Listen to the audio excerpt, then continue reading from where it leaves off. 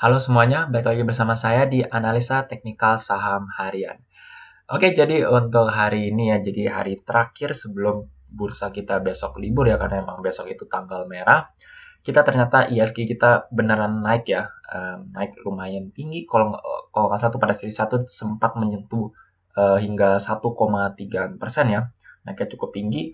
Tetapi pada sesi 2 dia pelan-pelan turun kembali, dan hari ini ISG kita ditutup menguat dengan kenaikan plus 0,91% ya. Overall masih cukup baik secara pergerakan kenaikannya ya.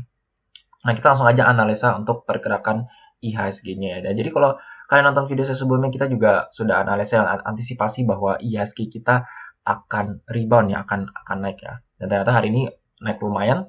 Nah, tapi yang kalian perlu kita lihat ya dari pergerakan harga ini ya, bahwa pergerakan dari IHSG kita sebenarnya masih tertahan di resisten ya. Nah, jadi kita langsung lihat aja dari pergerakan harganya. Nah, jadi saat IHSG kita hari ini dia naik ya, naik lumayan pesat ya sampai 1%, itu sebenarnya kalau kita lihat shadow-nya nih dia sempat ngetes ya level resistnya ya. Kita lihat di sini pas banget menurut saya pas di level resist di 5.840, tetapi pas dia ngetes resist dia gagal, maksud saya dia nggak bisa ngelewatin resistnya dan akhirnya dia turun kembali di bawah level resistnya ya. Overall kalau kita lihat secara pergerakan harganya sih saat ini sih harganya sudah di atas MA5 ya. Jadi ada apa perkembangan dari pergerakan harganya.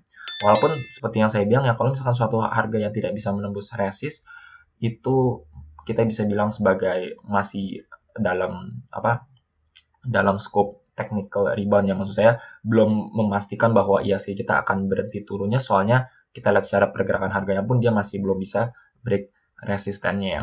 Nah, jadi juga ada yang sempat komennya, jadi kayak baik kita sebutkan level resistance support, dan saya setuju juga ya. Jadi maksud saya level resistance support itu mungkin banyak yang bilang ya bahwa itu adalah salah satu analisa teknikal yang cukup cukup simple ya. Maksud saya yang kalian nggak perlu pakai indikator-indikator, itu kalian dengan ada pergerakan harga pun kalian bisa langsung ngeplot kira-kira level resistance level supportnya di mana ya.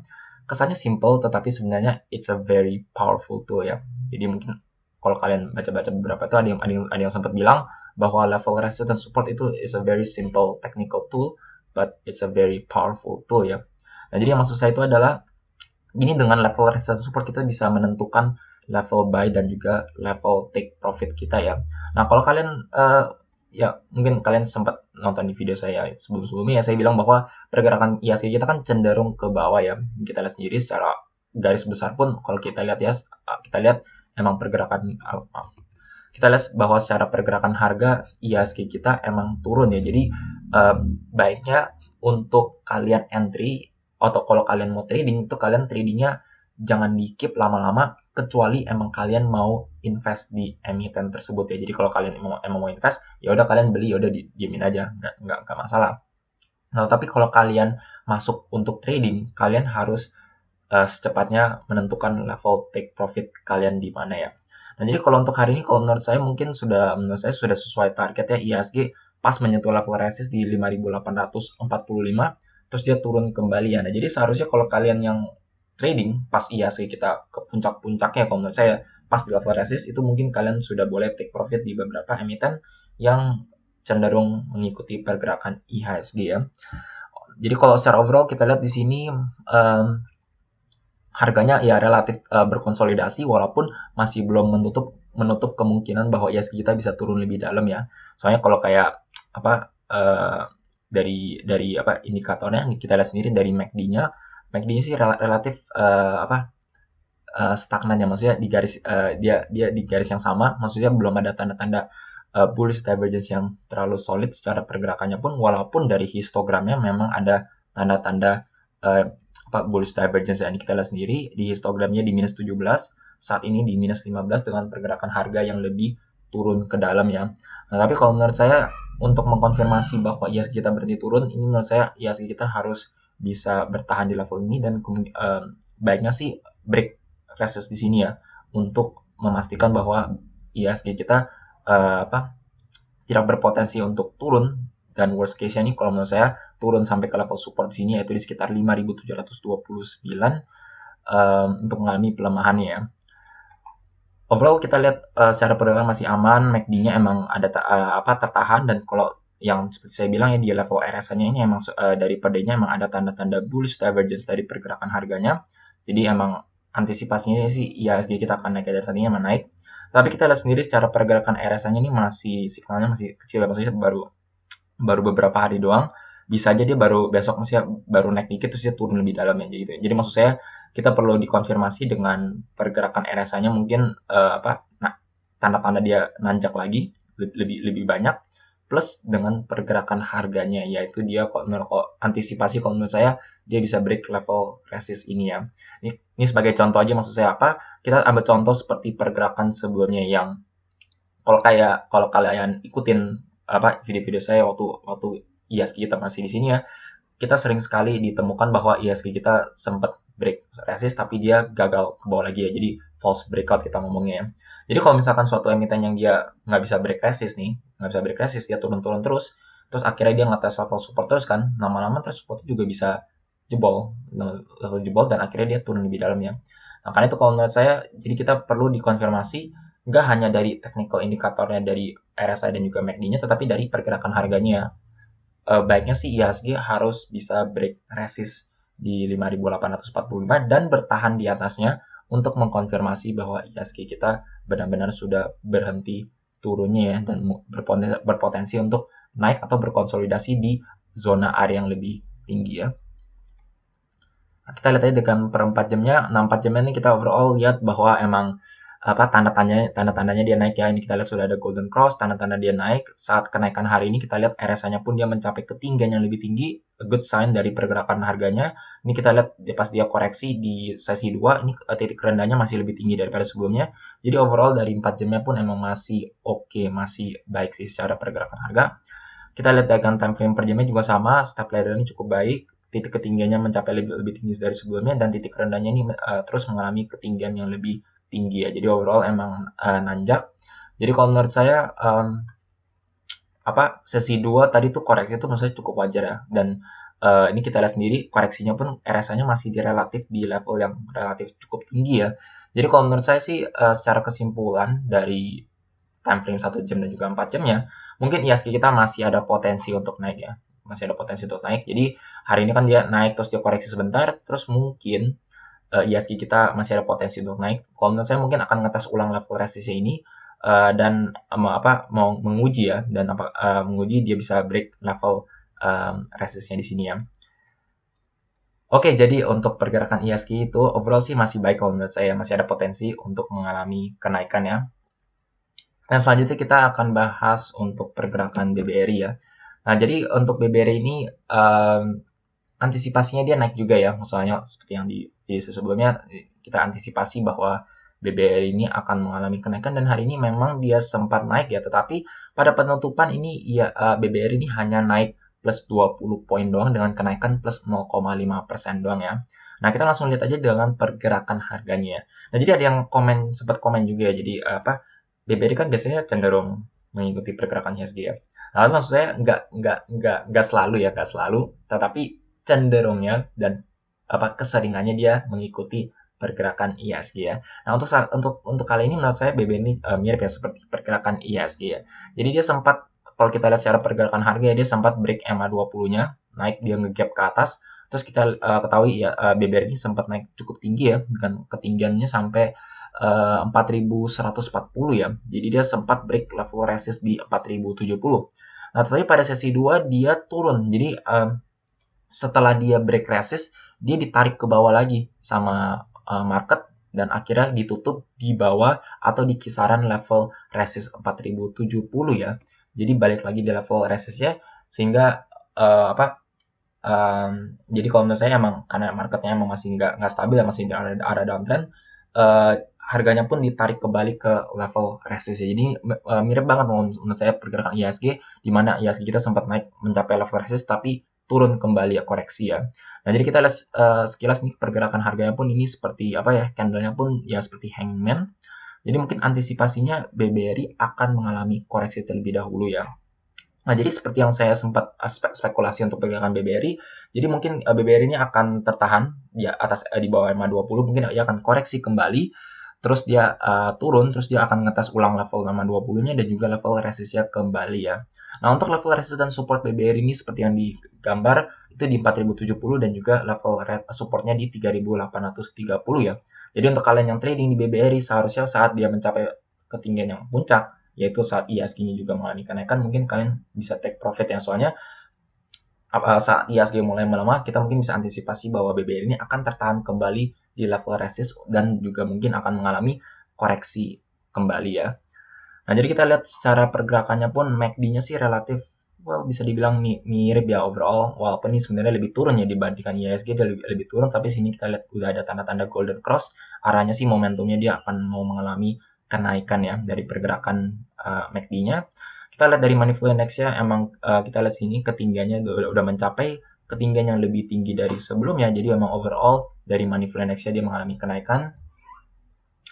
Nah, terus kita lihat dengan per 4 jamnya, dan 4 jamnya pun juga relatif mirip ya menurut saya seperti pergerakan IHSG, di mana dari RSI-nya IHSG kan mengalami kenaikan terus ya, dan ini kita lihat dari money flow index-nya pun BBRI mencapai ketinggian yang lebih tinggi dari sebelumnya. Jadi emang overall trennya masih naik ya, masih nanjak, walaupun kita ketahui bahwa hari ini BBRI ini dia sempat naik terus terkoreksi kembali hingga plus 0,5% doang. Nah, jadi yang seperti yang saya maksud ya, jadi maksud saya udah pas di level resist, dan kita lihat sendiri dari money flow index-nya pun juga BBRI sudah mencapai level 82 ya, dan untuk skala BBRI sebenarnya level 80 ini cukup tinggi ya. Ini kalau kalian tarik garis dari sebelumnya, ini jarang banget BBRI ini secara money flow index mencapai level di atas 80. Ini kita lihat hanya 1, 2, 3, hanya 3 kali di sepanjang beberapa hari dia transaksi ya. Jadi kita lihat sendiri udah pas di atas 80 di area overbought, terus dia akhirnya koreksi ya. Jadi ini udah ada tanda-tanda pelemahan, titik kerendahnya ini sudah mulai lebih rendah dari sebelumnya. Jadi kalau menurut saya secara teknikalnya pun BBR ini emang akan koreksi terlebih dahulu ya dari time frame per jamnya ya. Walaupun kalau kalian lihat dengan time frame per 4 jamnya, overall masih di relatif yang lebih rendah, maksudnya osilatornya masih cukup rendah dan emang trennya masih naik ya. Jadi kedepannya kalau menurut saya mungkin BBR ini masih bisa naik, tetapi mungkin akan ada beberapa koreksi terlebih dahulu sebelum dia akan mencapai ketinggian yang lebih tinggi ya.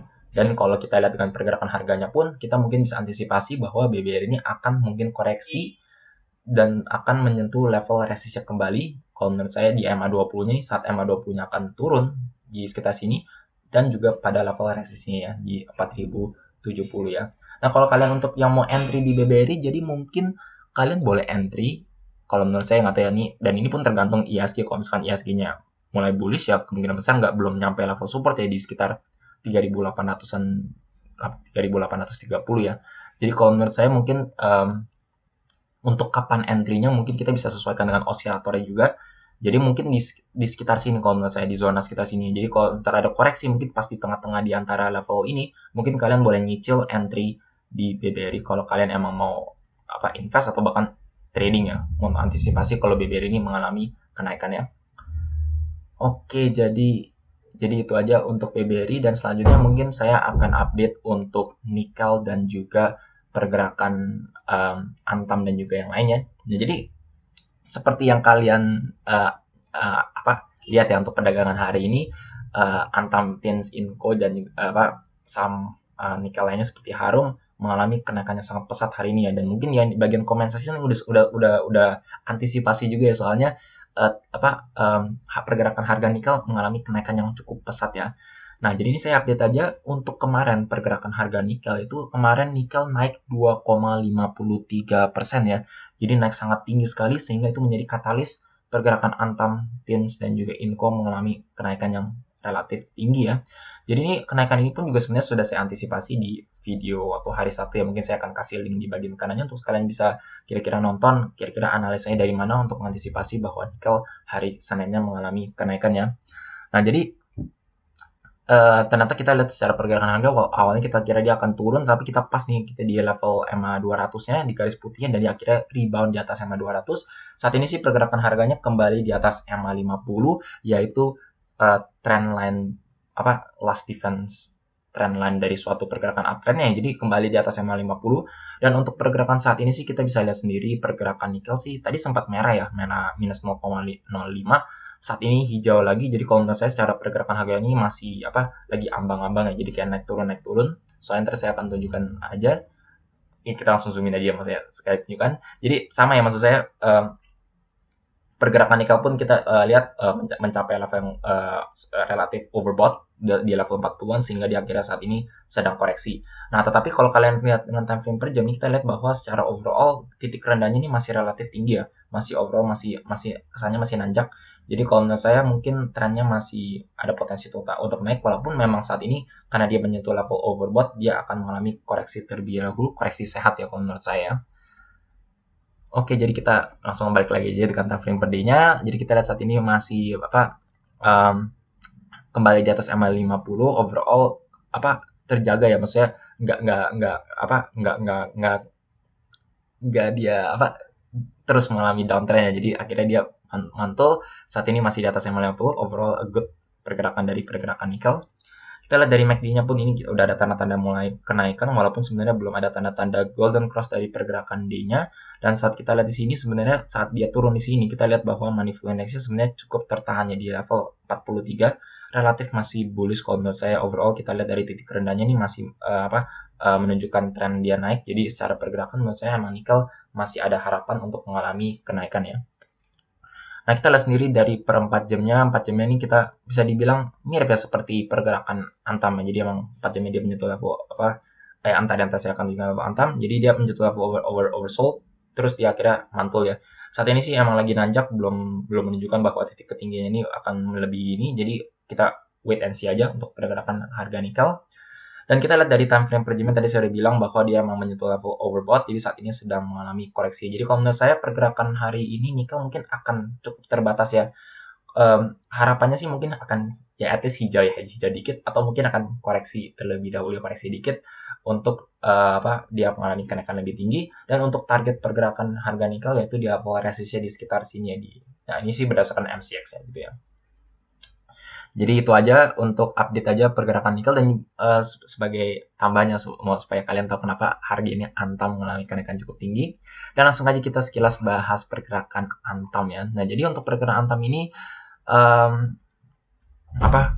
bisa dibilang mirip seperti, maksudnya mengikuti pergerakan ISG juga. Jadi maksud saya dia naik, kita lihat di sini dia naik ke level yang cukup tinggi ya sampai 2400, tetapi dia tertahan kembali di level supportnya yaitu di 2330 ya, bahkan pas di 2330 ya. Jadi kalau menurut saya mungkin market ini mungkin wait and see kembali ya pergerakan nikel ya. Soalnya saat nikel pada siang hari kan dia udah mulai buka, dan pergerakan harga nikel ini sempat dia merah ya, koreksi ya. Jadi mungkin market masih was-was ya, soalnya kita tahu tadi nikelnya sempat terjun dalam ya, jadi mungkin mereka masih mau reassurance bahwa nikelnya ini sudah stop berhentinya ya. Dan jadi untuk saat ini kita lihat pergerakan harganya bisa dibilang mirip seperti pergerakan nikel ya. Kita lihat money flow index-nya bahkan masih di level di sekitar berapa ya, maaf, di sekitar 61 dia 54, dan dia udah mantul lagi. Trennya nih kita lihat masih nanjak ke atas, di overall emang masih nanjak. Kita lihat dari MACD-nya pun juga mirip seperti pergerakan nikel, masih merah ya, maksudnya masih turun, belum ada tanda-tanda golden cross dari pergerakannya. Dan kita lihat dengan time frame per 4 jamnya ini, memang dia terus mengalami penurunannya. Gak seturun nikel ya, dimana dia menyentuh level yang sangat oversold, tapi kita lihat sendiri dari pergerakan money flow index-nya pun ini juga sudah sampai menyentuh level cukup rendah ya di level 23, dan saat ini emang ada pantulan, tetapi kita lihat sendiri pantulannya pun masih nggak terlalu kuat ya, baru belum mencapai ketinggian yang lebih tinggi dari sebelumnya, dan saat ini masih berkonsolidasi, sehingga ini menunjukkan market ini masih wait and see ya. Menurut saya wait and see untuk pergerakan harga nikel, apakah harga nikel ini akan benar-benar berhenti turunnya ya. Nah, kita lihat dengan time frame per jamnya sih kalau kita lihat emang overall masih nanjak ya, overall mirip seperti pergerakan nikel, masih nanjak. Saat ini kalau nikel kan dia udah menyentuh sampai overbought, ini saat ini dia memang level tinggi, terus saat ini sedang koreksi, tapi kita lihat secara tren ini masih mengalami kenaikan yang masih nanjak ya. Jadi kalau menurut saya mungkin untuk pergerakan Antam mungkin masih ada potensi untuk naik, walaupun kita tetap harus mengikuti pergerakan nikel ya, dimana nikel saat ini menurut saya akan mengalami koreksi terlebih dahulu, atau at least hijau dikit terlebih dahulu ya. Nah, jadi saya nggak bahas ya untuk yang lainnya. Soalnya kalau kalian lihat chartnya Inco juga mirip seperti jadi antam, jadi ya saya tidak usah bahas aja, jadi bahas aja dengan pergerakan antam dan juga pergerakan dari komoditas nikelnya aja ya.